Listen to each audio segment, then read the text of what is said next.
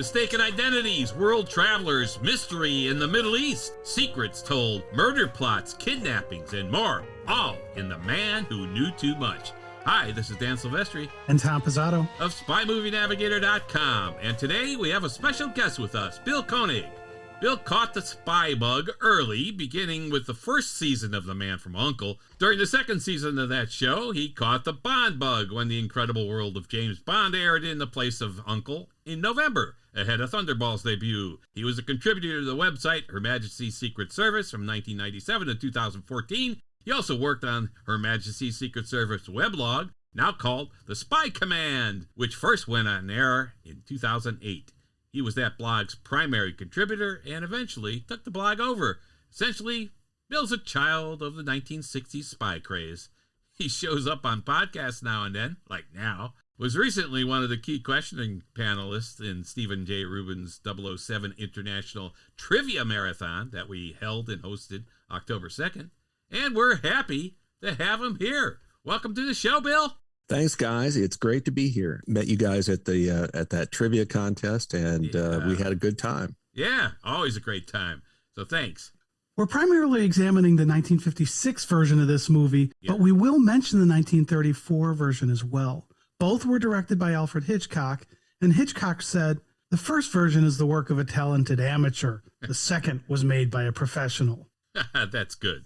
Since we'll be referencing both the 1934 and the 1956 versions of The Man Who Knew Too Much, as Tom mentioned, this podcast will be a bit longer, but worth it. Quickly, the main character cast in each is, in the 1956, Jimmy Stewart as Dr. Benjamin McKenna, Doris Day as Joe Conway McKenna, Christopher Olson as Hank McKenna, and Reggie Nadler as the assassin.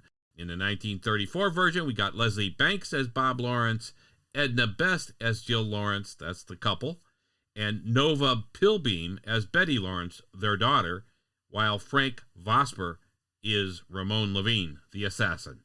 All right, those are the main players in each. Now, Bill, we're doing this podcast at your suggestion. What is it about these two movies that you like? This is a very classic Hitchcock theme of an innocent, or in this case, an innocent couple, getting caught up in intrigue and espionage, and it's something that Hitchcock returned to multiple times. North by Northwest, in particular, was like that. And clearly, in the '56 version, it's Jimmy Stewart. Jimmy Stewart is just knocked off his center. Basically, he's dealing with stuff he's just never had to deal with, and it's kind of funny. In watching it again recently, his wife, played by Doris Day, is kind of onto things a little before he is. I mean, he's a little too sure of himself, and she's like, "You told him all this stuff and all this stuff. Don't worry about that, dear." But well, yeah, it was like I don't even know if this is politically allowed today, but she had that women's intuition that something was wrong. Oh yeah. No, she did. She definitely was ahead of him. You're right, Bill. and you stop thinking about it. She was a famous singer, and so people in show business have to deal with sort of hangers-on, or at least people trying to get some out of them. So her life experience might have actually prepared her better for what was about to unfold than Jimmy Stewart's did as the surgeon at the Indianapolis hospital. Yeah. Interesting in the 34 version too, really, she's the first one who knows kind of what's going on. So there is a little connection here again as they jump from 34 to 56. So cool stuff. Well, Tom, you mentioned the 1934 movie, and Charles Bennett co-authored the story that both movies are based off of. And he was co-scripter for the 1954 Casino Royale CBS adaptation. The first time we saw James Bond on television. Screen. Yeah. Okay. Yeah. Huh. And he also penned The Night of the Eccentrics, which was the first episode of the second season of The Wild Wild West, which would have aired in the fall of 1966. And he also co-wrote the 1961 Voyage to the Bottom of the Sea movie. Wow. With Irwin Allen. And that Wild Wild West episode, they already had Dr. Lovelace in place in the first season. They wanted to have like another arch villain, and so That script introduced Count Manzeppi, played by Victor Buono, and one of his henchmen was played by Richard Pryor. No kidding. Yeah. I got to catch that episode, seeing Richard Pryor as a henchman. Oh, my God. But as it turned out, there were only 2 Count Manzeppi episodes made. But anyway, and Bennett was born, I looked it up, I believe he was born in like 1899, so a man of the 19th century. Wow. But he was active for a long time as a writer. That's cool. I also love how all of these different people have been involved in a bunch of different espionage movies and different, franchises almost. So you've got Casino Royale here, The Man Who Knew Too Much, the Hitchcock espionage stuff. I mean, it's kind of nice to see that these guys, they do different genres of the spy movies, the different flavors of them, but it's one big, almost incestuous family, it seems like. Yeah. Now, Bill, you mentioned Tom, you mentioned the Hitchcock quote, but you know what? The 1934 version, really, I look at that movie, and there's a lot of stuff I like in the 1934 version better than I do in the 1956 version. So even though Hitchcock said that, hey, amateur versus a professional, it's a pretty darn good movie, the 34 movie. And screenwriter John Michael Hayes for the 56 version said that he had completed only the first few scenes of the movie by the time that the cast and crew were leaving for the overseas shooting. So he wrote, and he said something like he wrote several pages a day, and they were flown over to the cast and the crew. That part is pretty amazing for the 56 version, I have to say. It's like, I was about to say, and keep in mind for the 34 version, okay, the sound era in Hollywood was only underway for 5 years. I mean, the 56 movie is technically better in a lot of ways because simply there had been more development of cameras and sound and so forth. But the 34 version, it occurred at a time when things were still fairly primitive in the sound era. Yeah. And I love the story. I think the storyline is very solid in the 34 version. So, all right. Yeah, I'd agree with that. Now, you mentioned that they had to write these pages on the fly here as they were filming. Yeah. And that's often a bad omen. I mean, think about Quantum of Solace. Right? They didn't have a script when they started filming that movie, which it blows my mind that you would start filming without knowing where you're going. Also, that's not the worst Bond movie ever, but it's not in my top 10. And I think part of it was because the script wasn't done. Yeah. Well, also, just imagine the cost of that. Like, Flying you didn't have FedEx in those days. Like, how much did it cost, for John Michael Hayes to mail off 6 pages or whatever he did at the time? Yeah, flying it over. But, they didn't have email would come in handy there. Yeah, really. A little different now. Yeah, pretty wild. All right, we see once again that innocent people are dragged into an international spy caper, as we saw in Hitchcock's The 39 Steps, which was 1935, and North by Northwest, which was 1959. So we're going to see that again here. But I have to say, that setup is pretty exciting, and it draws the average person right into the chaos immediately. So that's kind of cool. I like it. One of the things about that's so nice is it's the average person that turns into kind of a spy. Yeah, I like right? that. It's not the typical spy person, but there's a spy organization involved here. Right. But also, The Man Who Knew Too Much came out a year earlier than The 39 Steps. That's true. So The 39 Steps was borrowing this whole innocent people pulled into a spy caper idea from this movie, which is kind of interesting because of the way we've talked about that whole 39 Steps kind of being the start of that. Yeah. Really, it was superseded here. Yeah. Well, I was about to say also, so in other words, the 34 version of this film basically helped establish a template that Hitchcock would go back to multiple times. Yeah. And it's successful. Yeah. We know what's going on, and we're still drawn in. I mean, every time. I love it. In stark contrast, in the 1934 version, this 56 version starts in Marrakesh, Morocco, versus the Grisalp in the Swiss Alps. So we have a totally different setting from the heat of the desert to the snow in the Swiss Alps. So completely different scenarios in the storyline.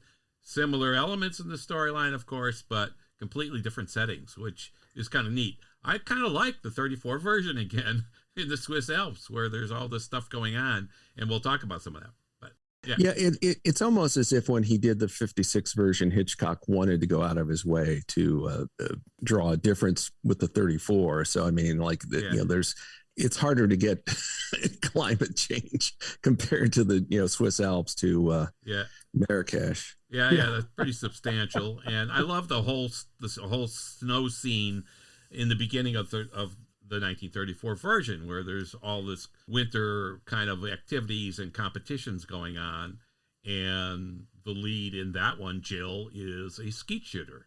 And she's in a skeet shooting contest. So there's a lot of cool things in there, and all the snow's around, the cold, freezing versus the desert. I love it. It's a great contrast. And I think what we saw in The Spy Who Loved Me, of course, we have an opening scene with snow and skis. And For Your Eyes Only had that sequence in Italy where it snowed, and you had the one guy who was, I forget the name of the sport where you ski and then you stop and shoot your, at targets and stuff. Biathlon. Yeah. And of course the guy turns out to be a Soviet agent, but that's another case of using, I guess it was the Italian Alps, but of using that kind of location to enhance what's going on. Yeah. Well, actually, one thing about that too is in the 1934 version, it shows Jill as a very competent woman doing the shooting and everything, kind of being the celeb in the relationship. And they changed what the celebrity was in the 56 version with Doris Day, but it still was, we had the competent mother who had another career, had other activities. She appears to be the more competent one. Yes.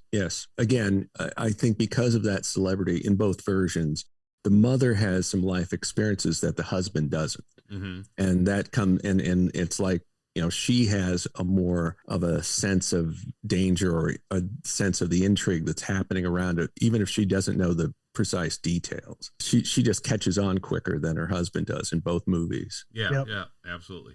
So in this 56 version, we open up with an orchestra playing, which is going to be an important part of the entire story later, of course, as we know.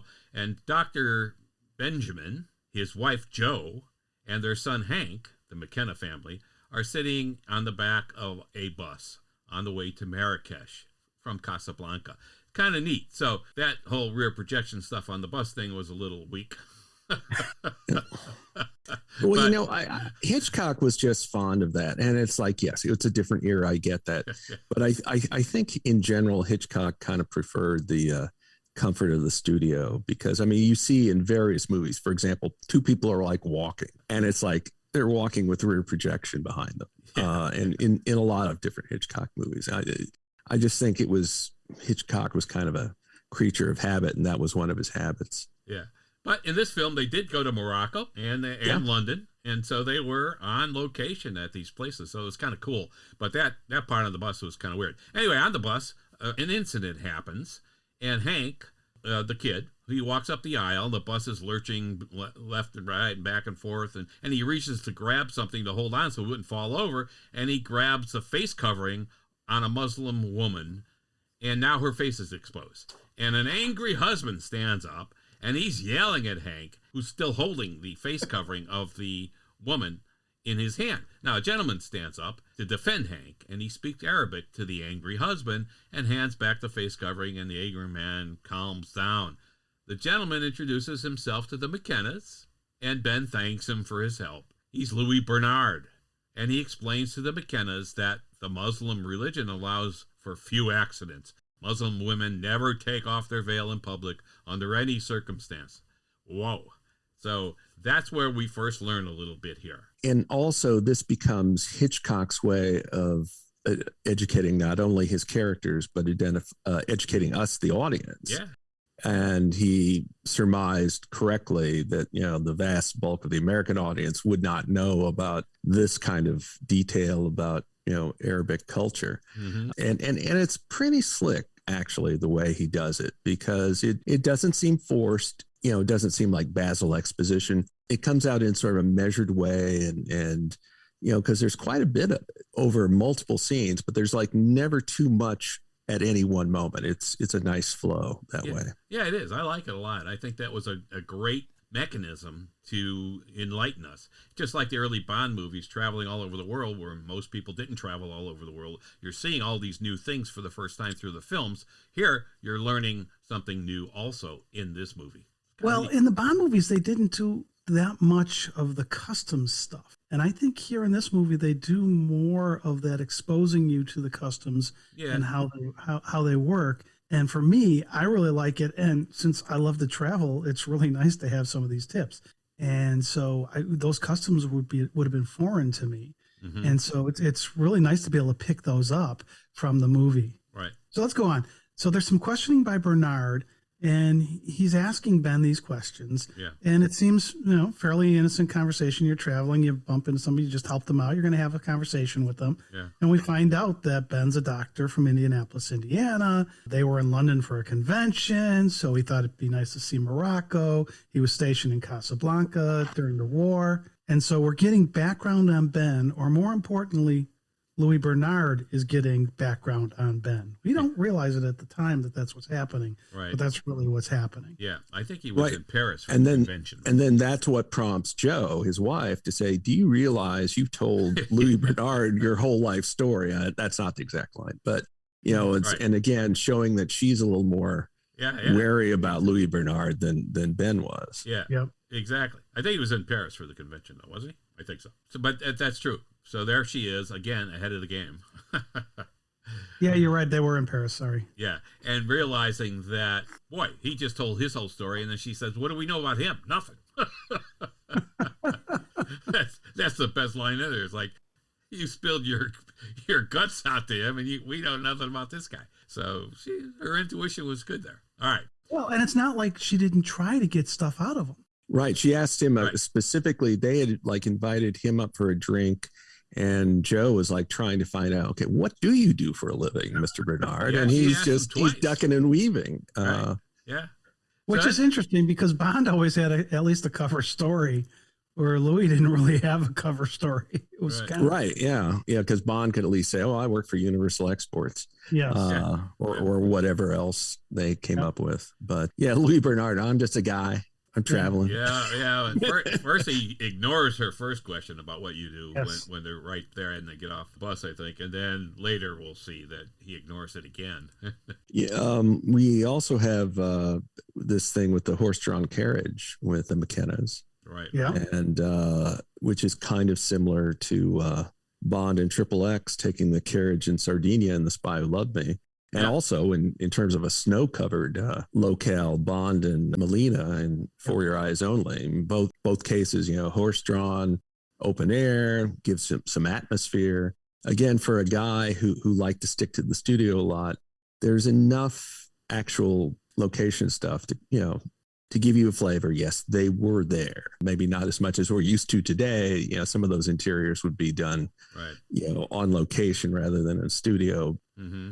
Yeah, but it is atmospheric, and it very much gives you an idea of mid-50s North Africa. Oh, that's true. Now, the other part about that with the horse-drawn carriage and the comparisons you just made to the Bond stuff is that in this case, it was the kid, Hank, who wanted to take that wagon. Yeah, he wanted to go. So in the first two movies that you mentioned, the Bond movies, they almost had it romantic almost. At that point. Where here, this was just, hey, the kid wants to go on the wagon. Yeah. So it had a different feel there, but it's also the carriage, the horse-drawn carriage comes into play in both movies. In the 34 movie, Betty is taken by the kidnappers in a horse-drawn sleigh. Yeah. So contrasting the 56 and the 34 here, Hank really wanted to be on that wagon, and Betty definitely did not. All right. So they're in Marrakesh, took the horse-drawn wagon there.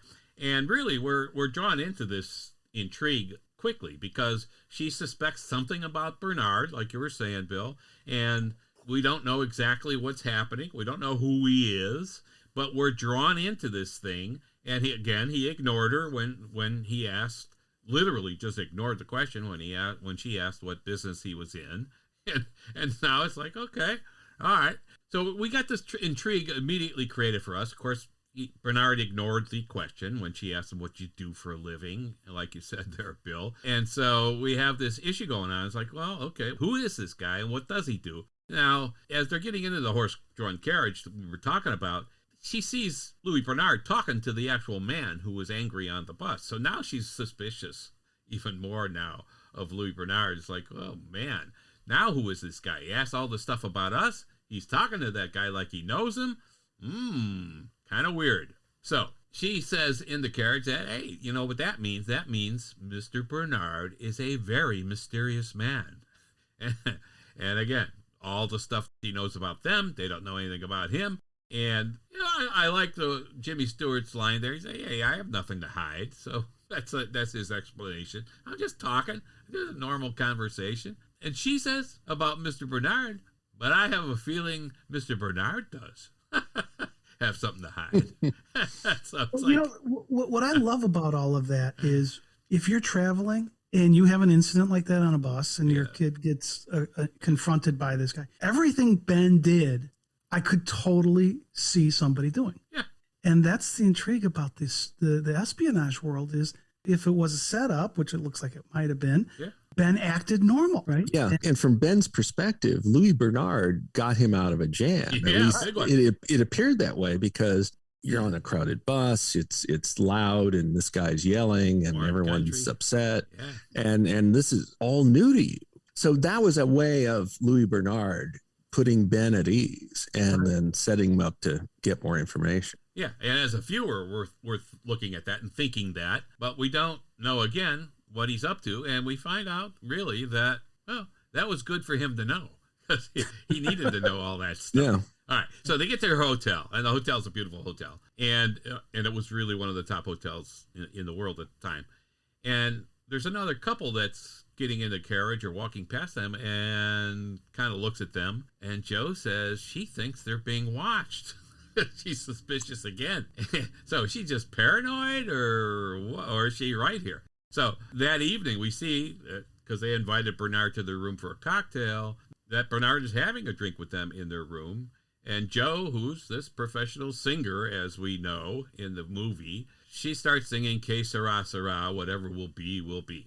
Well, it's a very important song for the story. They wrote the song for this movie because they had Doris Day in it. Yeah, right. Yeah. She was a well-known singer. They thought they needed to give her a song. Yeah. And they did a great job, not with just the lyrics, but also integrating the singing into the story. You know, in a lot of musicals, it's kind of like, oh, it's time for the song. Yeah. Here, it felt natural again, just like Ben's conversation. It felt natural that she'd be in the room singing with her kid. Yeah. And so I thought that was very, very well done how they handled it. And it's really important to the plot of the movie at the end. Yeah, like you're saying. And they and that songwriting team, Evans and Livingstone, were very prolific. I believe they wrote Silver Bells. They wrote the theme song to Bonanza. They wrote the theme song to Mr. Ed. One of them sang it. I don't remember which one off the top of my head. And in 1967, there was a Peter Gunn theatrical movie.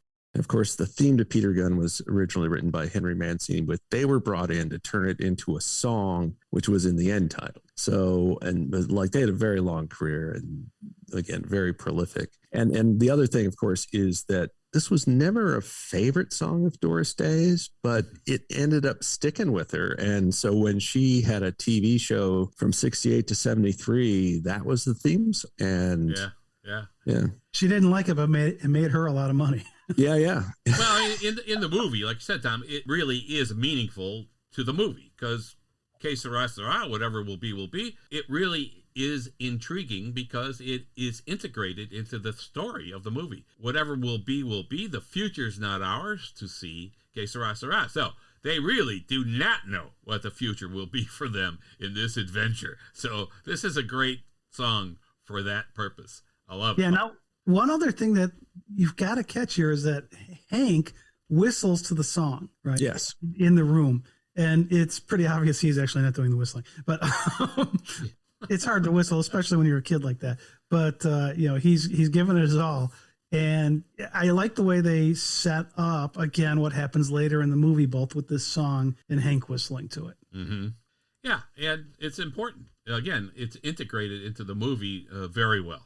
And just real quick, too, the professional abilities of both heroines of the two versions come into play in the climax. So we'll get to more about that later. But yeah. Yeah, each uses their skill to really resolve the issues in both movies, which is great.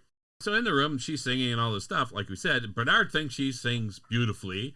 And it comes out that she was on the American stage as well as the London stage and Paris stage. And it also comes out that Bernard was born in Paris. So we have a little more intrigue. And once here in the room, Joe asks Bernard what business he's in. And he says he buys and sells. Yeah. Yeah. Okay. So Joe doesn't give up, though. She's tough. She's like, well, you buy and sell what? Which would be normal, right? And he says, whatever brings the most profit. I mean, okay, now we and everybody has to realize this guy is hiding something. Yeah, yeah. Okay. No idea who he is. That reminded me of when I was in Greece and I was at a pool at the hotel and I ran into a guy and I'm asking him what he does. And he just came back with textiles. There you go. This buys and sells reminds me of You that. should have been suspicious of that guy. You have no idea where to take the conversation when he just says textiles. And Joe still doesn't give up here. She said, Right. okay, you're in Marrakesh. What are you buying and selling? Well, I love it. And also, just a real quick historical note, modern audiences may not appreciate this aspect, but I mean, the French were a colonial power in North Africa, Algeria specifically. Yeah, right. And so it was not unheard of for a French guy to be roaming around North Africa on business. So, I mean, that's something that probably audiences at the time got, but people who see it today for the first time might not appreciate that. Yeah. Yeah. But Bernard is not going to tell her. He said, I'd much rather talk about the stage. Yes. You know, basically. So we got more intrigue here. There's a knock at the door, though, and this is good. This guy asks for Mr. Montgomery, the guy who's at the door, and he looks like this tall, lanky, seedy-looking guy. And he sees Bernard, and Bernard sees him, and they obviously know or recognize each other by the expressions on their face. So something's up. Of course, it's the wrong room and blah, blah, blah. And the man at the door just says, okay, well, sorry, and he leaves. So it's a very important role, though, this guy at the door. We got to remember that face because we're going to see that face again. And Bernard looks worried. You can see his face. They make it obvious to us that Bernard is concerned here. And he has to use the phone. And then he says, hey, I can't have dinner with the McKennas tonight. He's got to leave. He's got something he has to take care of. So this is really kind of just like the 1934 version where Abbott and the skier exchanged these stern glances like they know each other. So it is the same kind of thing. And that skier was Louis Bernard. So it is very, very similar because you've got there's a recognition between the equivalent of Louis. Yeah. Right. Both movies have a character named Louis Bernard, which was not the case with like the lead couple and so forth. Those names got changed. But right. And then we also, this one guy, this mysterious kind of pockmarked face, and that is Reggie Nadler, and he was regularly employed. He was, in fact, had a small role in the Bow Wow Affair, which was the first Ilya Kuryakin-centric episode on The Man from U.N.C.L.E. Oh, okay. I think he was also in, this wasn't Spy, but Thriller, which was this anthology show hosted by Boris Karloff. Oh. So yeah, I mean he made the rounds, and it's he's so distinctive looking. You can see why. Yeah, you pick him up, and again, this is more this whole cross spy movie thing, and with the movies and TV using the same people in different plot lines, which is kind of cool. Yeah. He looks scary. Yeah.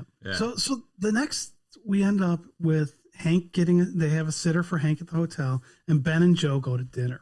And this scene is an important scene, but it's also a comic relief scene. Yeah. Because you've got the 6'3" Jimmy Stewart.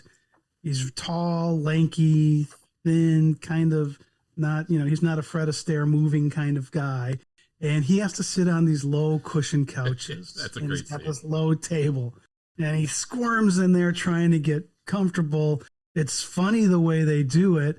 But again, you could totally see that happening because the guy's just so tall and the sitting so low. And then at the restaurant, we see that couple who they saw outside the hotel, who Joe thought was watching them. Yeah. Now they have a conversation, and their backs are to each other. And my guess is that this lady heard them having this conversation where she's like, "Oh, those were those people." And she turns around and she recognizes her as Joe Conway. Mm-hmm. And so they end up sitting together. We find out they're from England. So again, we're getting information about the people here. And then meanwhile, they see Bernard enters the restaurant with a woman. And Ben gets really mad about Bernard was supposed to go to dinner, to take them to dinner. Yeah. He stood them up, and then he walks into the restaurant with this lady. So we see Ben's got a temper. He also does. As he's doing that. And then there's another part of this where, the low seating and everything is part of the restaurant. But then he doesn't like the tradition that he learns of eating with two fingers while keeping your left hand on your lap. With 2 fingers and a thumb, right? Well, eating with your left hand on your lap. Yeah. And also it's amusing that the couple end up doing the same thing Louis Bernard did earlier, because they're winning over the confidence, except this time she's a little more accepting, I guess, of the couple than she was of Louis Bernard. But it's the same thing happening all over again. Yeah, it is. And it's kind of neat, like you're saying, Tom, with him looking uncomfortable on the seats, and then they're talking back to back, and he's turning around, and Jimmy Stewart's face is like perfect when he's like cranking his neck, and you could see the pain in his neck, and he wants everybody to get together to join and not be back to back like that, but go to the same table together. So everything worked the way the couple wanted it to work, and Jimmy Stewart facilitated it by doing that. And it's like, okay, that's really clever. That's good. And look natural. It's perfect. Well, also Jimmy Stewart was kind of Hitchcock's go-to guy. Yeah. When he wanted a sort of everyman. I mean, he, in the 50s, Hitchcock seemed to have two preferred leading men. One was Cary Grant when he needed someone's kind of suave, and like Jimmy Stewart when he wanted the everyman. And this story calls for an everyman. So yeah. I mean, he's perfect in this role. He's just terrific, Jimmy Stewart. Yeah, absolutely. And with the whole way that he's instructed how to eat, with just the 2 fingers and the thumb, and there's comedy built there. But again, that's bringing back the local customs. Yeah. Right, and the Muslim customs. And so it's really nice how Hitchcock does that in this movie. Again, not preaching with you. And in fact, at one point, Ben uses 2 hands, and the waiter scolds him. Yeah, he's so frustrated. He's like, oh, that's wrong. When I watch this movie again, that scene, okay, this is a total detour, but it reminded me of Lee Trevino's role in the movie Happy Gilmore. It's like, I'm scolding you. You're not doing what you're supposed to be doing. So I thought, again, but I really like the way they did that here. Yeah. It was great. And you could see his temper, and you could see his frustration with everything, the whole thing. Louis Bernard over there, the food customs and the way you have to eat. He's like, hey, if you got 4 good fingers on a thumb, well, why can't you use them? Okay. Yeah. Right, the ugly American. Yeah. Right. He was the ugly American in that movie, really. And so this couple that they're eating with, they invite Ben and Joe to go with them to the market the next day. And Hank is going to go too. And there's a lot going on. So they do. They go to the market with them the next day. It's very crowded. And again, I think that was shot on location, which was pretty neat. And there's all kinds of things going on. And Hank is with the people from London who are the Draytons. These people. Now also this scene is, since Hitchcock puts himself into his movies, this scene is where his cameo is, in this one. We also get a glimpse of Joe's maternal instinct in this one. So it's she's trying to protect Hank here. So it's kind of interesting. Yeah. And then we get more intrigue, of course, because the police are chasing after somebody in the market. Yeah. And a chase scene. Oh, can't imagine that. But not bad, huh? Anyway, but things are getting knocked over, and this will be a fixture in many spy movies after this. But and no cars were destroyed in the making of this. Right. Because it's a foot chase. Although the animals part, though, Doris, they really disliked that the animals were so skinny and underfed, and the people, they were rich or poor or whatever. And she made sure that all the animals that were in the movie actually were fed. They had feeding stations for all the animals. And she said at the end that, hey, I was happy that I kind of plumped them up or whatever she said, that she fed the animals. Anyway, so like you're saying, Bill, there's this chase going on, and then someone pops out and stabs the man being chased, and then he disappears. And the stab man somehow eludes the police for a moment or so, and stumbles into the market square with a knife in his back, right where Ben and Joe are standing. And Ben, how convenient. Yeah, and Ben, I love the faces on the people behind him looking at the knife, like, oh, guy's got a knife in his back. They're not doing anything about it, whatever. It's like at that moment, it's like 5 seconds of it, and you think, wow. That's right. Yeah, he keeps reaching behind him to try and get the knife out. Yeah. And no one helps. And he can't reach it. Yeah, they're just looking at it going, okay. So Ben goes over to him, and it's Louis Bernard with dark makeup on that smears off onto Ben's hands. I guess that was he was disguising himself maybe as being one of the locals or whatever. But so now, if they did that today, can you imagine the press on that? Yeah. You'd probably have a few comments. They wouldn't do it. But it worked well. It worked well in this scene. So. Yeah. Right. And there's one key shot where you see the side of Ben's hand and you see Louis Bernard slide, and that's what causes the makeup to come off onto Ben's fingers. Yeah, right. And then Bernard falls to the ground, and we see those streaks, that he is wearing makeup. Yeah, I guess he was disguising himself, but obviously not very well, since they killed him and they knew it was him. Yeah. Well, it didn't work too well. All right. Yeah. Well, but they could have been They could have been killing whoever Bernard was playing when he was dressed up like that. They may not have known it was Louis Bernard the spy. They wanted to kill Louis. Louis. Whoa. Yeah. Anyway, but this brings us to the big intrigue. Louis pulls McKenna toward him and whispers something into his ear. The police arrive, and Ben stands and goes to Joe and writes down what Bernard told him. Yeah. Okay, so the James Bond movie Octopussy opens after the title sequence with Agent 009 running away from the assassins. And he's got a knife in his back. Now, he doesn't leave as explicit a message as we see here in The Man Who Knew Too Much, but he has the Fabergé egg, which starts the intrigue in the movie. So both in Octopussy and in The Man Who Knew Too Much, a dying agent with a knife in his back sets the stage for the plot for the movie. Yeah. So, of course, the police are there now, and they're going to go talk to Ben, since they saw Ben talking to the guy and assisting him, or trying to. And so they go over to Ben and Joe, and they have to go to the police station for questioning.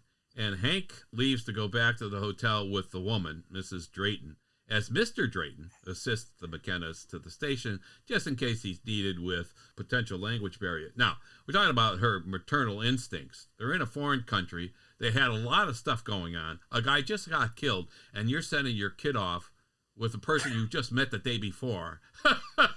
That part I don't get. I wouldn't do that. Maternal instincts aren't infallible, I guess. I guess not. All right. Anyway. In the 1934 version, we should note, Louis Bernard is shot while dancing with Jill, the wife, and tells Jill about a message hidden inside a brush in his room, and gives her the key before he dies. It's very dramatic and a different way to get the message out. See, now in that version, Bill, I love that, because that's more spy-like and stuff that's going on here. And she was the first one who knows that there's something going on in terms of a hidden message or whatever. And not him. And I like that version better. Once again, so if you're out there, you gotta see this 34. Maybe Dan, maybe you're misogynistic, just like the James Bonds, right? Because he told her to tell her husband to go get what was in the brush. Right? Yeah, well, maybe he didn't want to endanger her. He said, "Have your, A lady would never be the one to go find this. The man has to do it. Yeah, but she's the one who's the rifle expert in the beginning, and that comes in pretty damn handy at the end of that movie. So she's the heroine. Yeah, I just thought this kind of had a James Bond misogynistic feel to me. I don't know about that. Now, and they did clean that up in the 1956 version, but here in this one, I saw that and it just made me laugh. I'm like, and they call Bond a misogynist? I don't know. I think in the 34 version, she was the woman who knew too much. All right. Now, the brush is where the note is found by Mr. Lawrence, and it's more cryptic and mysterious. I kind of like that better. And the note in the 34 version was whopping. G. Barber make contact A. Hall, March 21st. That's a nice cryptic message. And there was also the logo on it, too. Yeah. Like there's a drawing on it there. So what do we got on the message here in the 56 version we're going to get to? Yeah. Yeah, let's talk about the 56 version here at this point, because Bernard's death scene is classic Hitchcock in the 56. Yeah. Less so than what we saw in the 34. That's true. In the 34, he's shot. He doesn't fall down like you see all the time when people get shot. He's just kind of like stunned. Yeah. But when we get to the 56 version, the shots, especially of Ben's face, are classic Hitchcock. If you study Hitchcock at all, you'll see those type of shots in what you do there with the way they bring in Jimmy Stewart's face and the look on his face. Yeah. And it lets you know, if you didn't know it was a Hitchcock movie, this scene in 1956 when Bernard dies lets you know this is a Hitchcock movie. Yeah. One quick question. Why were the local police chasing Bernard in the first place? On the one hand, you could say if Bernard was an agent, shouldn't the police have known? But then again, spies have a way of not confiding in the local authorities until they have to. So who knows? Yeah. They didn't trust. And he was doing undercover. I mean, he was in a disguise. So this character may not be known to the police when he gets there. He may not want them to know who he is yet. Yeah. Right. So that Drayton, who's going with them to the police station, he knows that Louis Bernard whispered something to Ben, and he saw him write something down. Are you going to show them what you wrote? He's asking him at the police station, and Jimmy Stewart's not going to answer that question, but they get called in to be questioned. The police know that they all met Louis Bernard, and they tell Ben that Louis Bernard was an agent of the Deuxième Bureau, basically the French FBI. And says that Bernard found out what he was sent to find out, which is why he was killed. And he told you what he discovered. Now Ben is getting angry. Again, his temper, which I thought, man, you're in a foreign country in a lot of trouble. You should kind of like chill. Dial it back. Yeah, dial it back a little. But as we saw in the restaurant, Ben gets angry. He gets angry. Yeah. So anyway, he's being questioned by the police, and there's a call for Ben. And while he's on the call, Drayton calls the hotel, and he can't reach his wife. Now, this call is mysterious because it's not the concierge at the hotel, which is what they said. It's someone saying to McKenna that they have Hank. Yeah, this call thing is weird to me because how would they know that he was in there? Right? I don't know if it's the bad people. They've been monitoring him. Well, I mean, they're in the square. Why would this inspector who's trying to grill Ben let him go take the phone call? Well, he didn't want to let him go take the phone call. He insisted that he's going to go take the phone call, and he said, I'm going to go take that call, and he walked out of the room. No, that's true. So that was okay. So the guy, whoever's on the phone, tells him, if you whisper even a word of what Louis Bernard said to you in the marketplace, your little boy will be in serious danger. Remember, say nothing. Which in turn is very similar to the message the Lawrences received in the 1934 version. Say nothing of what you found or you will never see your child again. Yeah. Something else about the 56 version. Okay, I'm the police in Morocco, and I know this American has a message he wrote down that could resolve an international caper. Wouldn't I search this guy? He's in my office. I think that's a good question, Bill. It's like, all right, take everything out of your pockets because I want that note. Yeah. I mean, and maybe a little more persuasive means than that. But right. Oh well. Yeah, absolutely. Now, Joe wants to see this message, Right. And now this is different in the 34 movie because when she sees the message, she faints. Joe wants to see this message, and the message is a statesman is going to be killed, assassinated in London very soon. Tell them in London to try Ambrose Chapel. And importantly, the note says Chappell. Now remember, Bernard said Ambrose Chapel. Yeah. Ben wrote down Chapel spelled that way. Right. And Joe wants to give the note to the American consulate and not getting involved anymore. She's just like, because she doesn't know about Hank yet. Yeah. So let's right? just so let's just wash our hands on this. Yeah. Also, here that's a travel tip from Hitchcock for the vast audience in America that didn't do much foreign travel. Call the American consulate if you're in trouble. And it works, it's because that one local police official backs down once he hears the word consulate. Yeah, that's true. It's a good lesson. Absolutely. Yeah. All right. So then when Ben and Joe get back to the hotel, they ask the clerk about Mrs. Drayton, and he says, or the bellman, he says he hasn't seen her. And then he also finds out that Mr. Drayton is checked out. Yeah. Ben's question. Now remember, Hank went with Mrs. Drayton. Yeah. So now it's like, where's the kid? So Ben tells Joe that they have Hank, and it wasn't a coincidence that Bernard helped them on the bus. She was right about him. Gotta come clean on that. Yeah, you're right. Yeah. And it turns out Bernard was looking for a suspicious married couple, but not Ben and Joe. He was looking for the Draytons and ended up looking at the wrong couple. Yeah. Yeah. And of course, Ben doesn't bother to tell Joe all this until he slipped her some sedatives. Yes. Yeah. Her Joe. Let's make her feel better. Yeah. So anyway, that explains the danger they are in with Hank, that these people have Hank, and his life is in danger. And this is why they cannot go to the police and tell them about what Bernard said. So we, as the audience, now know that, okay, he can't go to the police because they'll kill the kid if he goes to the police. So Ben suspects that since the Draytons were from London and the incident is to take place in London, the assassination, that they left for London. And he knows that the Draytons have a private plane. So he thinks they're in London. And he thinks they took Hank to London. So now this is an amazing job of sleuthing by Ben. Yeah.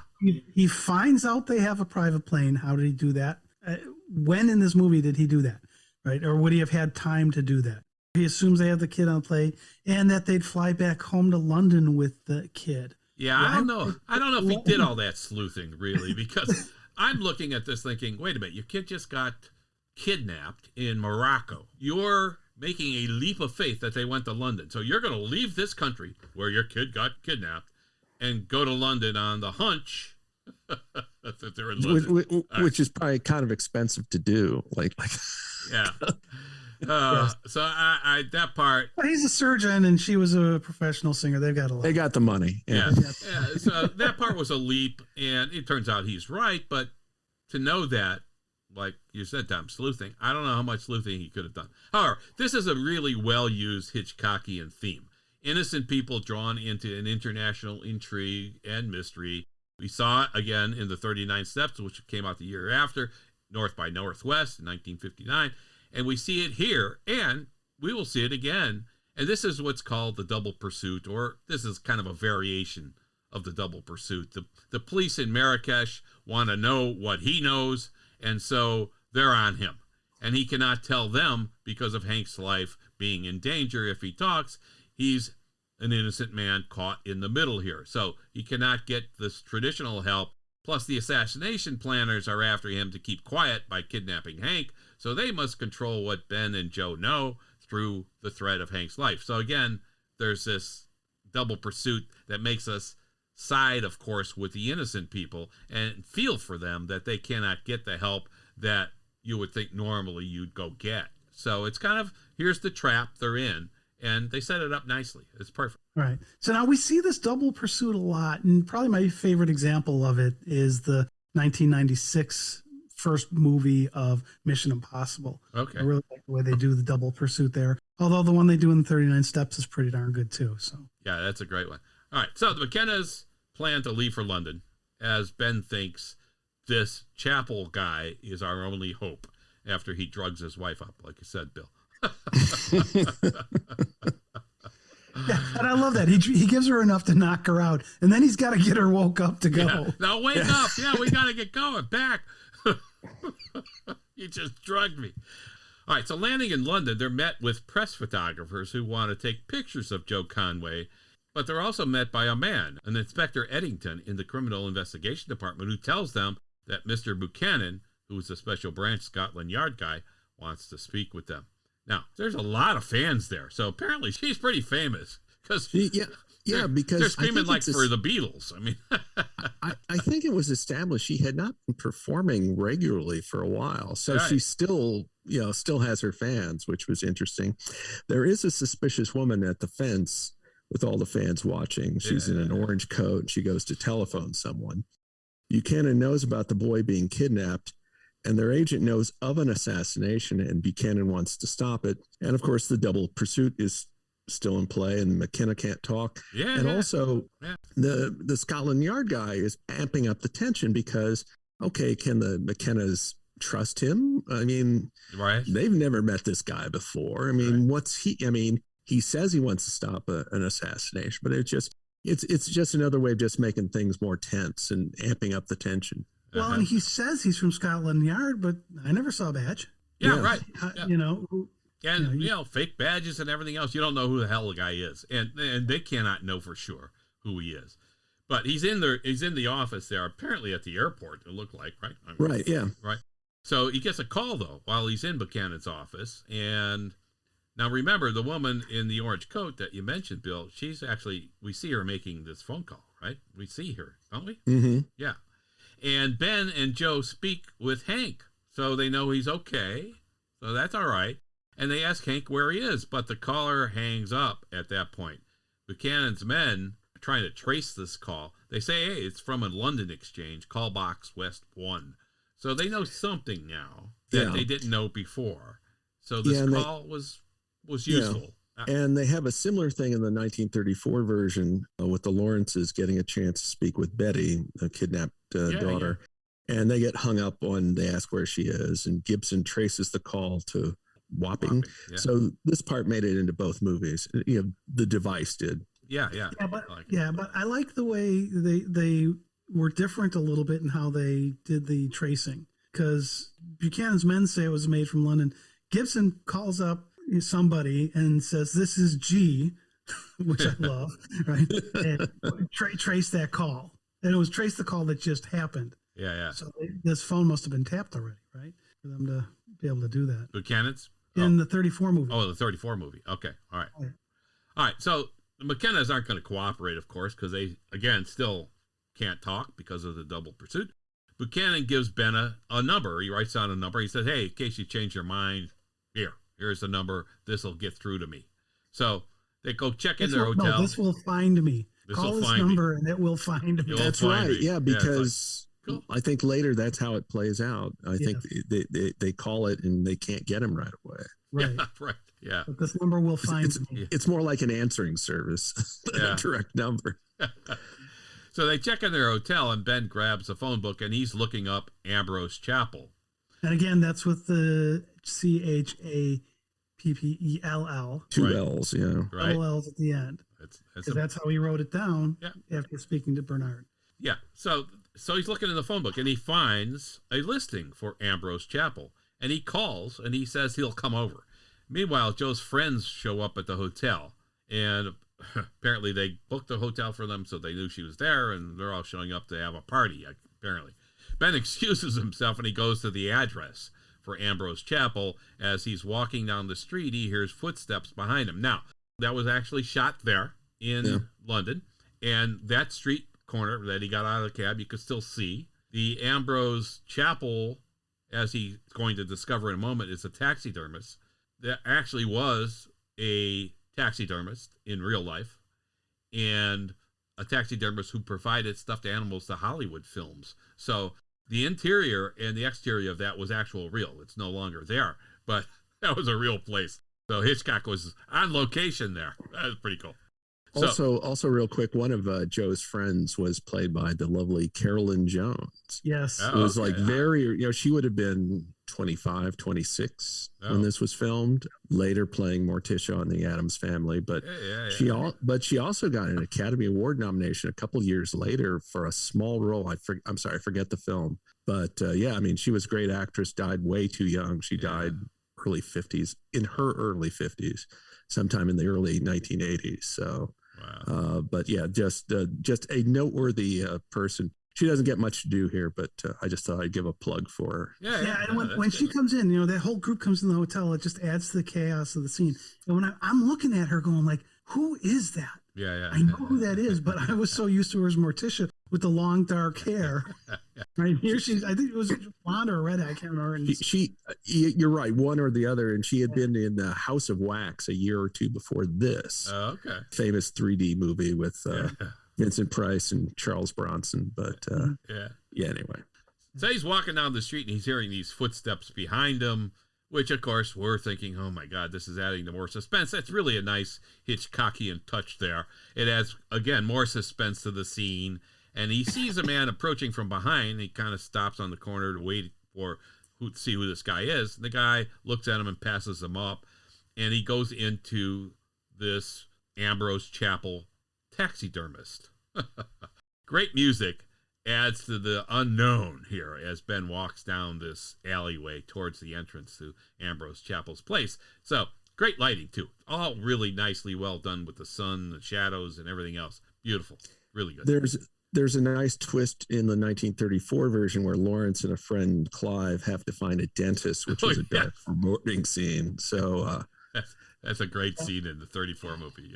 Yeah. How do they catch up to him? Different versions of how they actually do that. Mm-hmm. And the note we had talked about earlier had them finding G. Barber. He was a dentist, and in that movie, in the 34 movie, it was a really uncomfortable scene as they're sitting there and his friend goes in and gets his tooth yanked out. Again, very tense. And again, a lot of parts of the 34 movie I like. But here, in the 56 version, this is a macabre scene, really, inside this confined taxidermist workroom with stuffed birds and lions and other treated animals here that you have all these dead animals. And of course, a few years later with Psycho, we'd get another thing about taxidermy.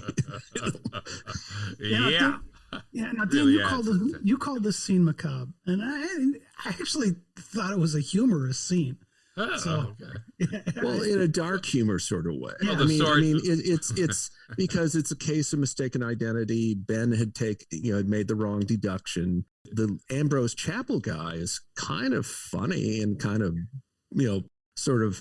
He reminds me kind of like Leo G. Carroll had two main kind of characters, and one was kind of fumbling and bumbling, and this guy is sort of like Leo G. Carroll was a Hitchcock semi-regular.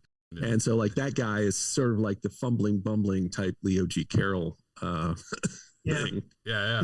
So this guy, Ambrose Chapel, comes out. He's 71, and he said, I don't know anything about what you're talking about. And he calls out his son, who's also named Ambrose.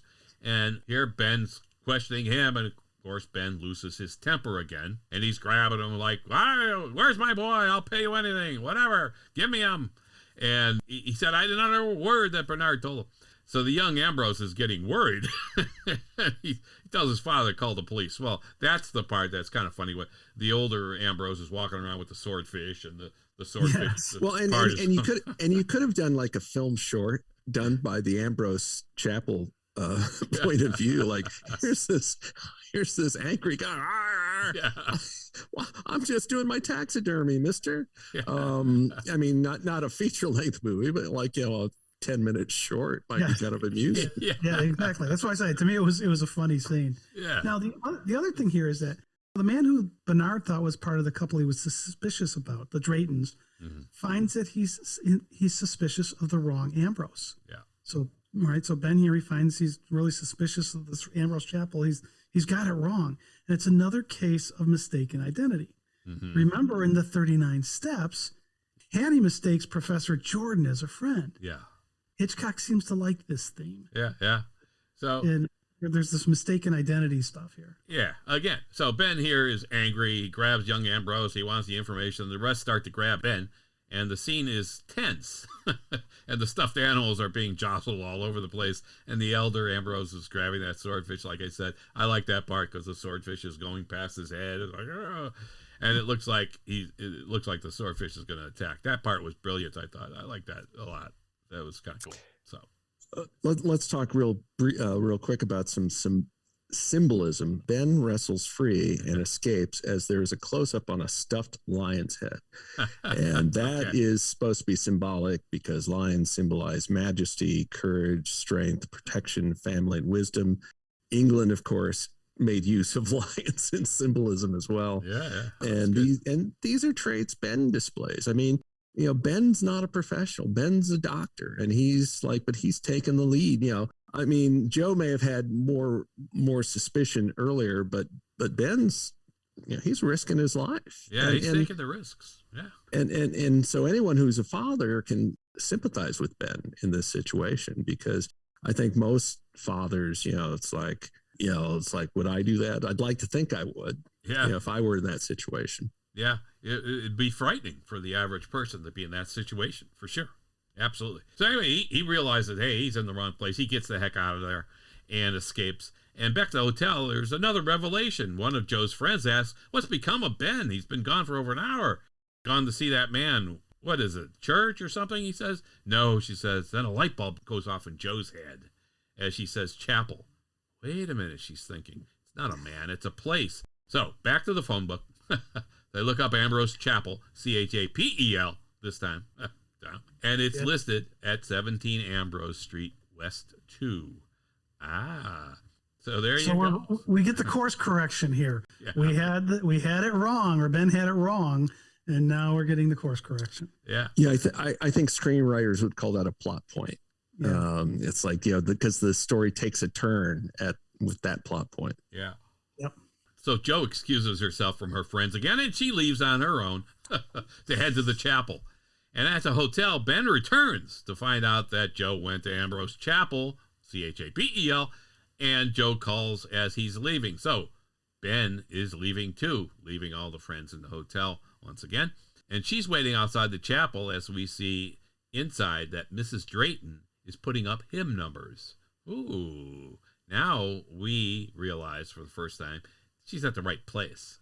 Then she walks in the room with Hank, and that woman we saw before in the orange coat at the airport, she's playing checkers with Hank, locked in this room. So Mrs. Drayton enters another room where we see Mr. Drayton and another man, the man we saw in Marrakesh, who knocked on the door, that tall, skinny, face-pocked man who was looking for Mr. Montgomery and who Bernard somehow knew. So this guy is back. Yeah, Reggie Nadler back again. Yeah. It would have been nice if Hitchcock would have given him a name, so we could say, instead of saying that guy. Yeah, that's true. He didn't have a name. The pockmark guy. Kind of like, sorry, Reggie. Yeah. So speaking of that, here the pock-faced man guy is putting on a shoulder holster and a gun as he gets 2 tickets to Albert Hall. Mr. Drayton is playing the music that will be played tonight at Albert Hall and points out the moment that the assassin will shoot the statesman when the cymbals crash. That will drown out the sound of his shot.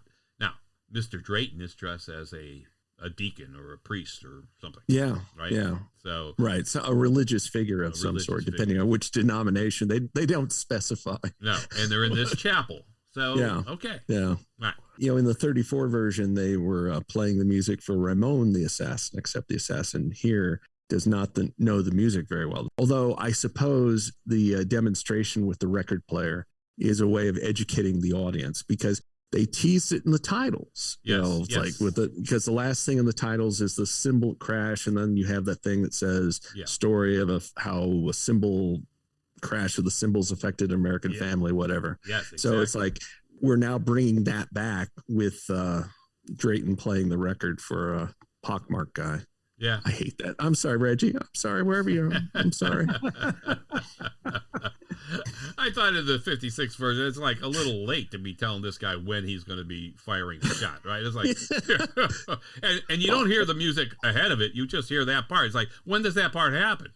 well, also nitpicking, like wouldn't the assassin like to have a rifle? Wouldn't like that be a better weapon? A handgun from that distance is kind of like, that's a little dicey, but anyway, you don't think about that till after the movies. Or a suppressor would be good. Right, and to sneak a gun into a performance like that's a good point. Yeah, as soon as I was done saying it and I heard you were speaking, I was like, oh, okay, yeah, that's. I liked also in the 1934 version that Abbott tells the assassin to tell Mrs. Lawrence, who they will assume will be at Albert Hall, that her husband and daughter will be leaving for a long journey. Then quote Shakespeare, from which no traveler returns. That was direct. Now, that really was a nice add-on in this scene, except that the real Shakespeare quote is from Hamlet, and it's Hamlet talking. The undiscovered country from whose bourne no traveler returns. After he sees his father's ghost here, it is clear that Hamlet is contemplating suicide and its consequences. So here, wait, this guy's an assassin? Well, probably what in real life would probably happen was John Michael Hayes was in such a hurry to get 6 pages on the next play, and he didn't have time to look up the full quote from Shakespeare. Here's the full quote. All right, anyway, this is like Bond villains and their henchmen being bad shots all the time. I mean, he doesn't have a silencer, doesn't have a rifle. It's like. Well, they're bad shots when it counts. Like when it's showing off, they can shoot a wing off a fly. But when it actually comes time to, you're an assassin. Make the investment. You can shoot them at any time. Whatever. Get a silencer. Get a nice rifle. Whatever you need. But get the right equipment. Anyway, much like the 34 version, as Mr. Drayton dressing as a minister now. He tells the assassin, because of the symbol crash when you shoot, that, hey, no one's going to know. Yeah, the assassin said, except for one. Yeah, right, the guy he shot. Okay, all right. Well, he doesn't need a silencer. He's shooting at the symbol crash. Yeah. That no one will hear him. The gun is smaller without a silencer, easier to conceal. I guess that's the logic. Yeah. Unfortunately, John Michael Hayes is not around for us to ask him. And I did like the line "except for one" is in both movies. Yeah. And I think that's really good. No one will know except for one, the guy I shot. Yeah. That's great. Yeah, and it's kind of clear that there's only time for one shot. And Miss Benson, the woman in the orange coat, is going to accompany him to Albert Hall, as she will lend respectability if that's possible. Like that line. Right. Because that guy doesn't look too respectable. In fact, I don't remember if there's a specific line saying there's only time for one shot, but it's definitely heavily implied, if not explicitly said. Yeah. Anyway, so it's kind of neat that she's going to accompany him because she actually knows music, because she was the organist in the chapel and so on. So I kind of like that she's actually able to read music and she's following along, and she knows when the cymbal thing is going to come up, and he doesn't really, having listened to the record a couple of times. So I like that part. Now, this has to be the inspiration for the opera scene in Mission Impossible: Rogue Nation. Okay. Right? There they've got the rifles, and the shooting happens on the climactic ending note of Nessun Dorma. No one's going to hear it, especially in that case. Ilsa has that huge silencer on her gun. Yeah. How she gets it in there, I have no clue. But this had to be the inspiration for that scene in Rogue Nation. Yeah. It's amazing how many movies influence other movies. Yeah. Absolutely.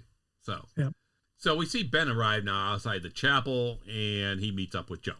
And again, they decide not to get help from the police. Let's take a crack at this alone, he says. Okay. Of course. It's only Hank's life. There's an idea. Oh, no, darling. I got this. I'll take care of it. So they walk into the crowded chapel, and they try to stay unseen in the back. And the congregation is singing, as they do. And Ben begins to sing as well. And he sings, This is just another wild goose chase. And you're not supposed to sing, remember? Oh, yeah, right. But later he sings, look who's coming down the aisle, and it's Mrs. Drayton.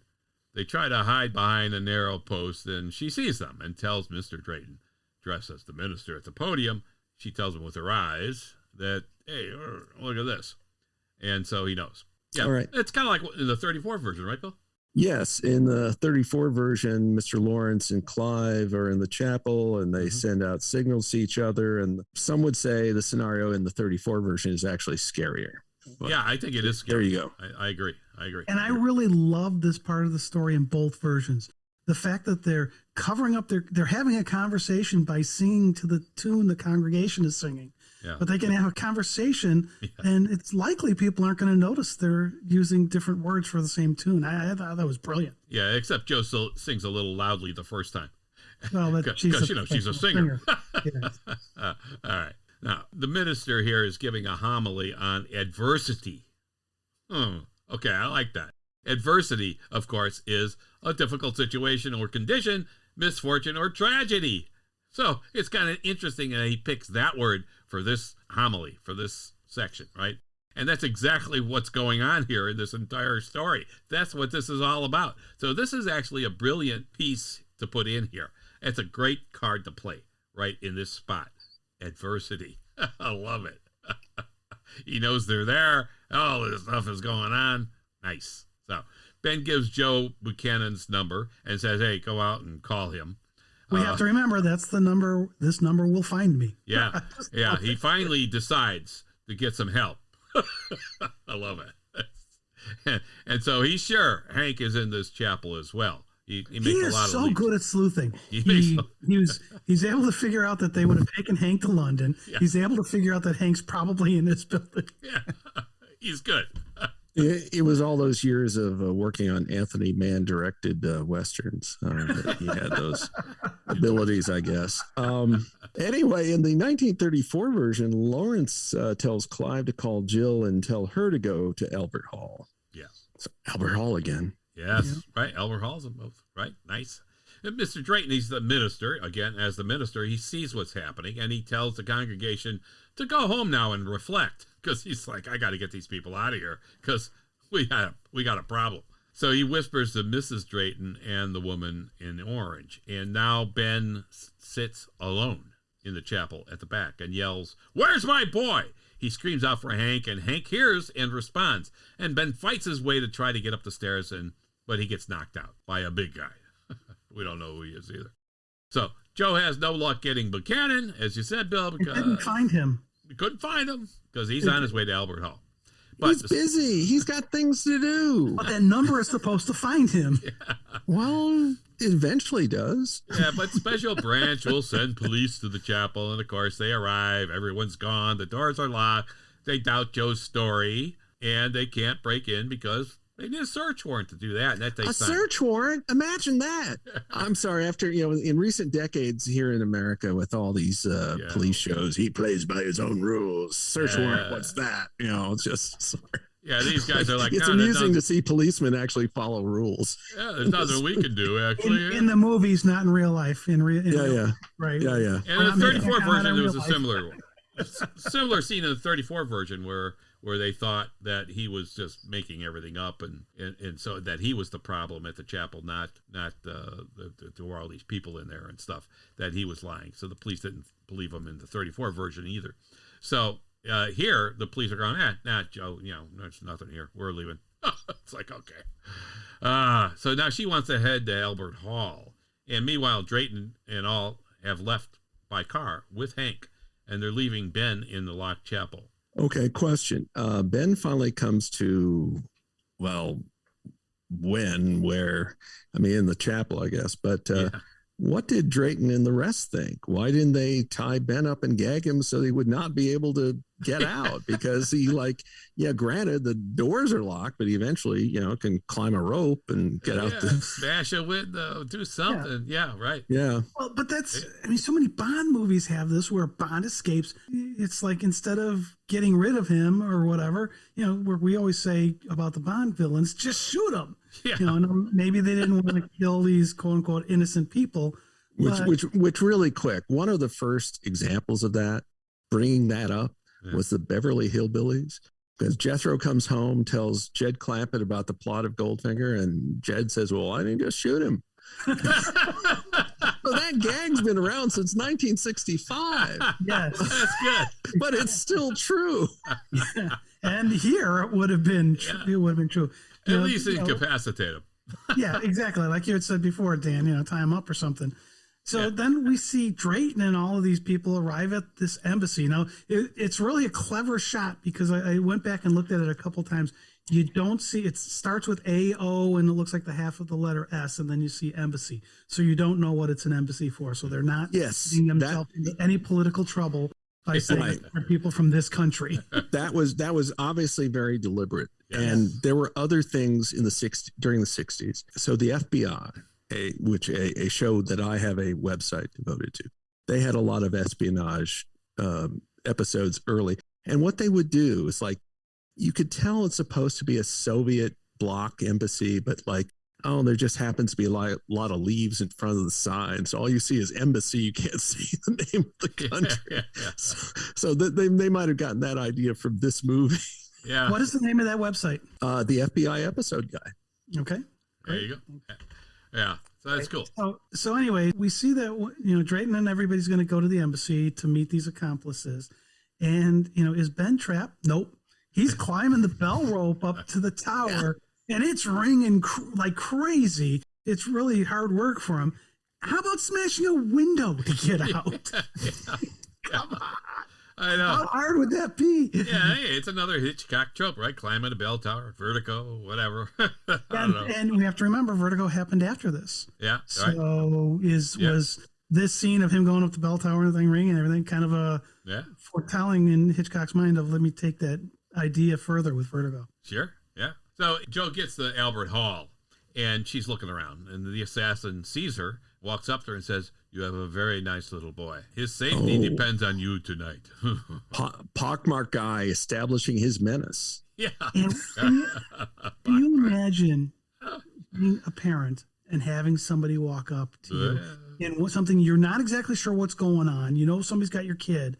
You don't know everything that's happening, and have that line said to you. And looked as menacing as he did. Yes. Yeah, this is not like, a guy with smooth skin and, normal looks. It's really sinister looking guy and says that line and looks you right in the eye. That knot in the pit of your stomach has to just be huge when you hear that. Yeah.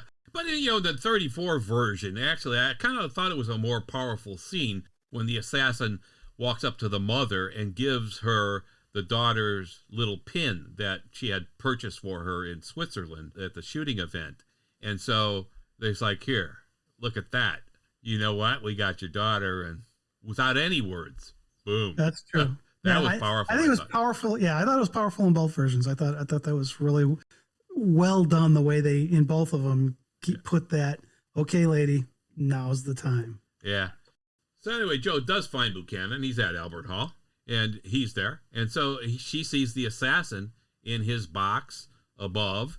And then she scans around and sees the statesman's box, the target of the assassin. Oh, yeah. And the woman with the assassin can read the music and has the sheet music with her following along. So she could tell the assassin when the cymbals will clang. That was good. He doesn't know the music. That's a good touch, As in the 1934 version, I don't think he had this help, and also he did not know the music. That's right. They had to play it for him on the record. Here they did. Yeah. And again, we're here using a pistol with no suppressor. Yeah, Even a long-barreled one from a pretty good distance doesn't seem to be a great plan here. I mean, he's supposed to be a good shot, but whatever. Yeah. Now, if the music's playing, we know what's going to happen when they get to the cymbals. Now, we probably don't know the music that well. So there's points in time where the timpani build up and stuff like, oh, is this it? And it's not quite there yet. And then we get a quick shot of the conductor, and then the cymbalist's sheet music that says cymbals on it. Yeah, and this whole thing has no dialogue. It's like 12 minutes of no dialogue, and it's just all the music going on, the tension being built up in the building, and you're looking around thinking, wow, what's going to happen? And it's sort of like Mission Impossible when Ethan Hunt is trying to lower himself into the room with the computer to copy the knock lists and so on. Sometimes no dialogue is intriguing and builds more tension than dialogue. And it does here. In the mentalfloss.com article, it confirmed this, saying that Hitchcock was, quote, suspicious of the spoken word. I like that. Well, and I agree that it's a excellent use of not having dialogue. You know, at one point in this sequence, the camera is panning the sheet music.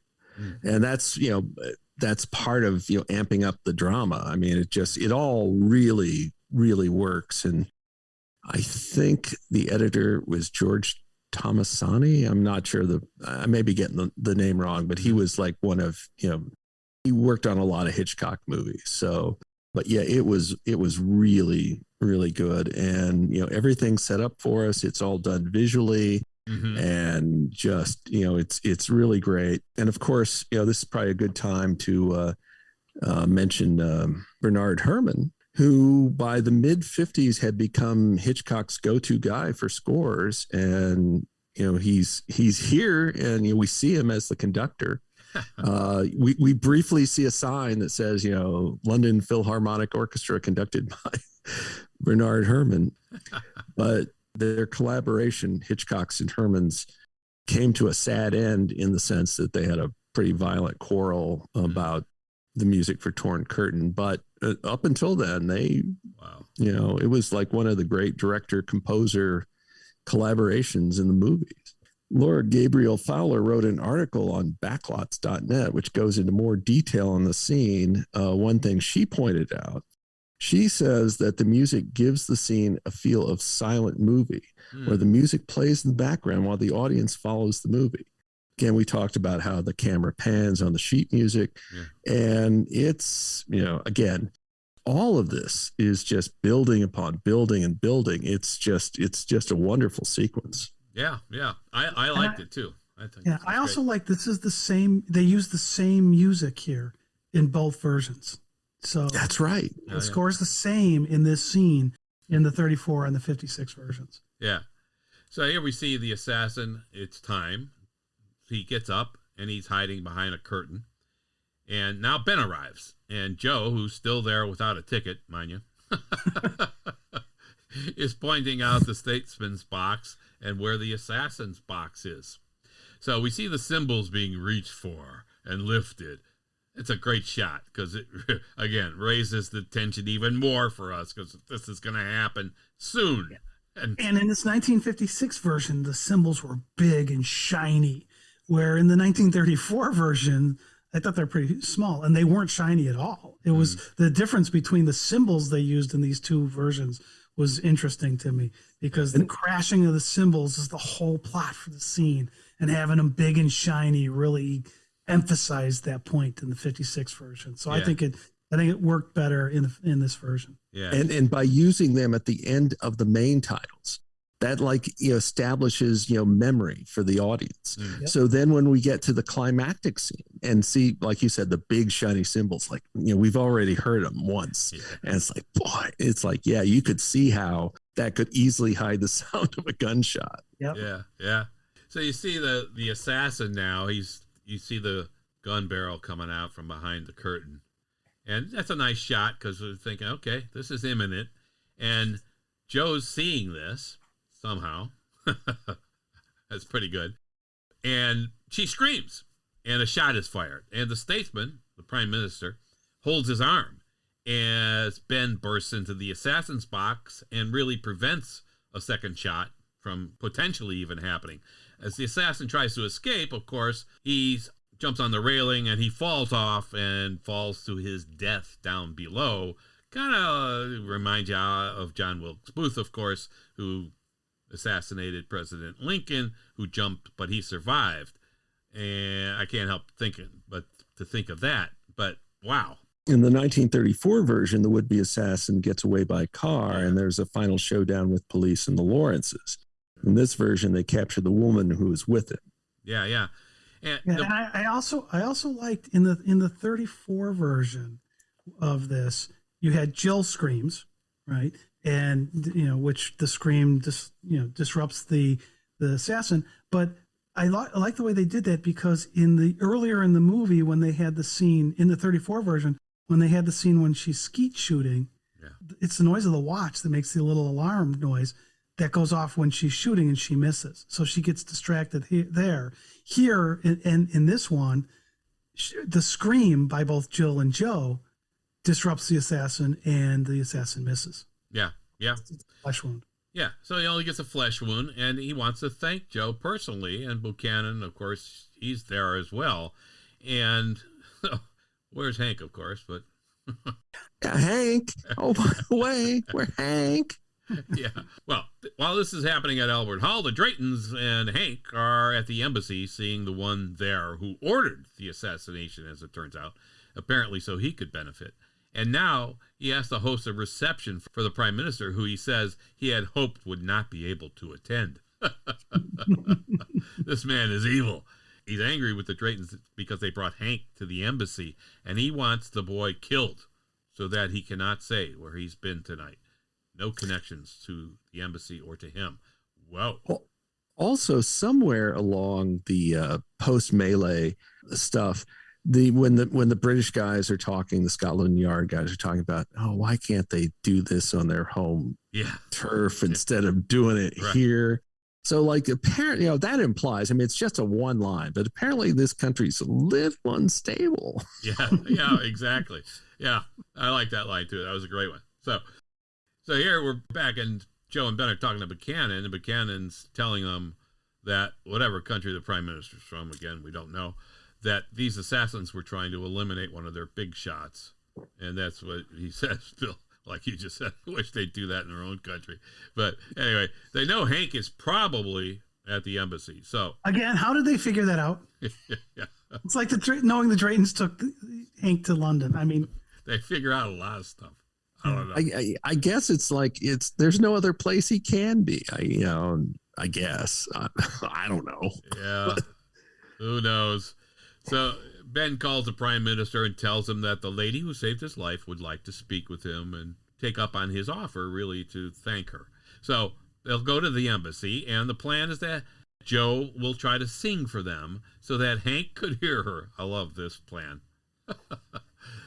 Now, that's a stretch, right? It's like, okay. Well, and also, again, Hitchcock gives the audience a little education. It's like, okay, an embassy is like, it's, considered the same as the soil of a foreign country. You True. Can't just traipse in there. You gotta, which, another complicating factor, Yep. For the story. Yeah. Yeah. So we're brought full circle here from hearing Que Sera Sera in the beginning of the movie, and now in a moment at the end of the movie. Of course, they know at the embassy that she's Joe Conway, and they do ask her to sing, of course. Yeah. Ben encourages it. Ben kind of encouraging it. And she does. And she sings the absolute longest version of Que Sera Sera that you'd ever want to hear. And after that version, I never want to hear it again. Dan, you've mentioned that to me before, right? So how long this was. So I looked it up. I timed it. Yeah.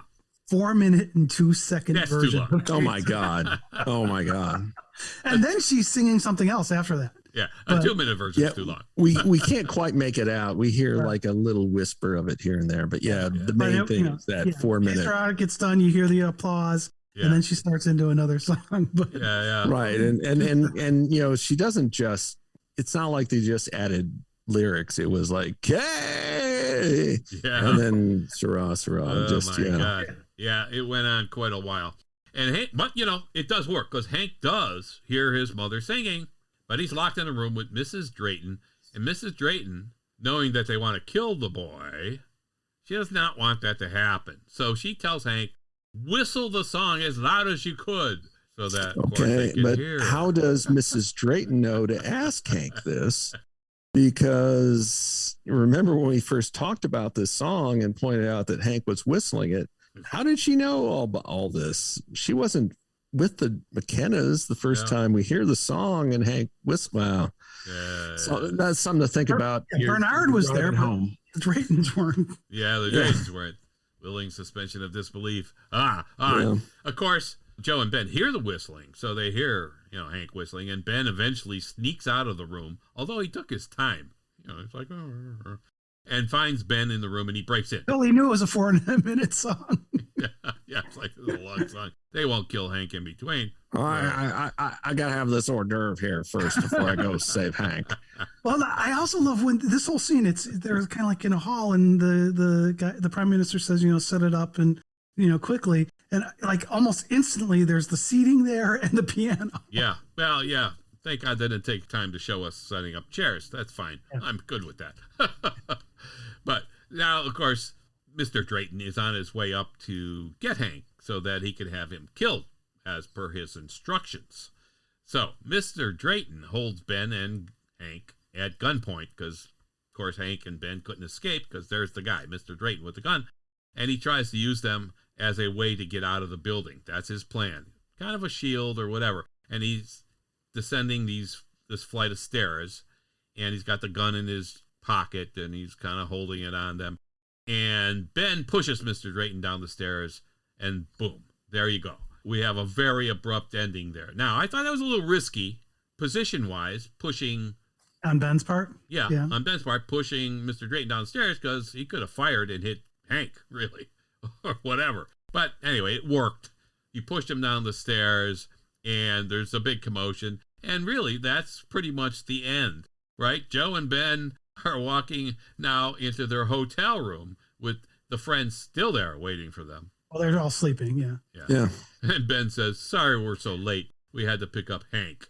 Now, you call this an abrupt ending. I mean, this to me is possibly the stupidest ending I've seen in a movie until Madeline and Matilda are in the car in No Time to Die at the end of it. Okay. For me, this is a very disappointing. It's a very disappointing Hitchcock ending. It is. It's like, okay, let's wrap this movie up right now.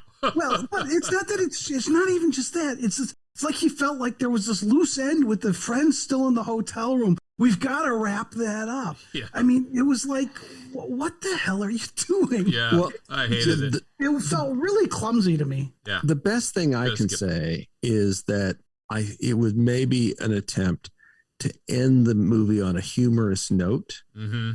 I mean, all what you just said is absolutely correct. And a lot of it depends on Stewart's delivery of the line. It's like, well, sorry, we had to go and pick up Hank. And then you had that dramatic music, which goes back to the main titles and goes back to the Albert Hall sequence. Dun, dun, dun, dun, da, da, da, da.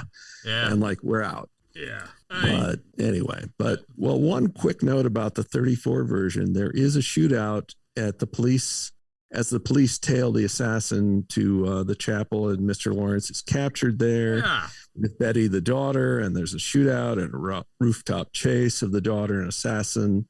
Mrs. Lawrence, she was in the skeet shooting contest, grabs a rifle and shoots the assassin on the rooftop. Now that's a proactive heroine right there. Yeah, that's an ending I thought was more dramatic and more realistic than, hey, we had to go pick up Hank, whatever. It's like, hey, there's a big shootout, and she's using the skill we saw in the beginning of that movie, the 34 version, at the end to save her daughter. Well, that's good. All right. And I will add one quick note about the 56 ending. Okay, at least that kept the running time to 2 hours and 1 minute, not like 2 hours and 45 minutes like, recent Bond movies have been. So you got that at least. Yeah. And we got to remember the couple of spoofs that were made of the movie, too, like Bill Murray's The Man Who Knew Too Little, and there were some others as well. All right, so we've looked at the 34 version. We looked at the 56 version. Do you have any last thoughts on these two movies, anybody? One quick one. They're both worth watching. Yeah. You can find the 34 version on YouTube, and you can get the 56 on Amazon Prime. You can probably get it other places. Both worth watching, both interesting takes on a similar theme by a master filmmaker. Yeah, I think you're absolutely right. It's a great reminder. If you like Hitchcock, you got to watch both. If you like spy movies, you got to watch both. They're both worth a view. And I think it's worth watching both of them. Yeah. All right. And I think we're done. So, that's a wrap. We want to thank Bill Koenig for both the suggestion to do a podcast on The Man Who Knew Too Much and for joining us here today. Thanks again, Bill. Thanks, guys, for inviting me. This has been Dan Silvestri And Tom Pizzato of SpyMovieNavigator.com and our show, Cracking the Code of Spy Movies. Remember, please subscribe to our show right now. Hit that subscribe button. Check out our videos on our Cracking the Code of Spy Movies YouTube channel. Follow us on Facebook, Twitter, and Instagram too. And if you'd like to join our Facebook group, the worldwide community of spy movie fans, please do so. Thanks for listening. We appreciate it.